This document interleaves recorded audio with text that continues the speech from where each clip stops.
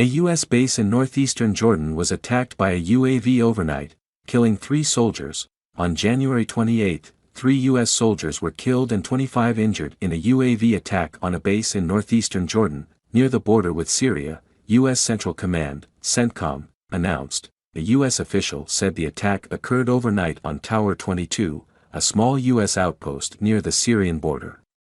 The suicide drone, UAV, crashed into the common area of the garrison, causing high casualties.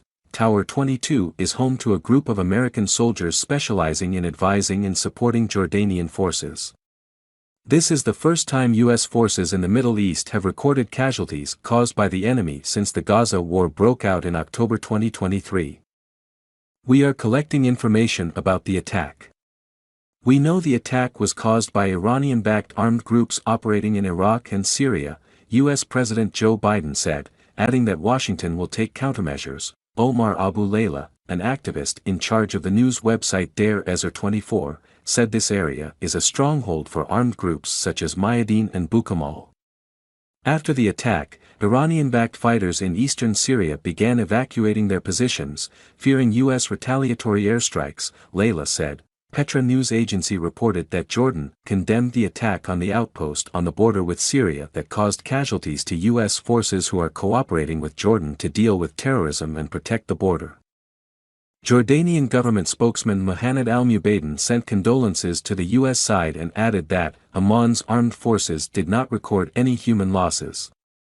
Al-Mubaidin previously said the U.S. base targeted was Al-Tanf in Syria. The Islamic resistance group in Iraq said on January 28 that it had launched UAV attacks on U.S. soldiers at 3 locations in Syria, including 2 bases near the border areas between Iraq, Syria and Jordan. It is unclear whether this group is related to the raid that killed 3 U.S. soldiers. The presence of U.S. soldiers in Jordan is a sensitive issue, as anti-American sentiment in the Middle Eastern country increases due to Washington's support for Israel in the war with Hamas. Amman in January 2021 signed a defense agreement with Washington, allowing U.S. forces unobstructed access to a number of Jordanian military facilities and archives. U.S. bases in the Middle East, especially in Iraq and Syria, have recently suffered a series of raids.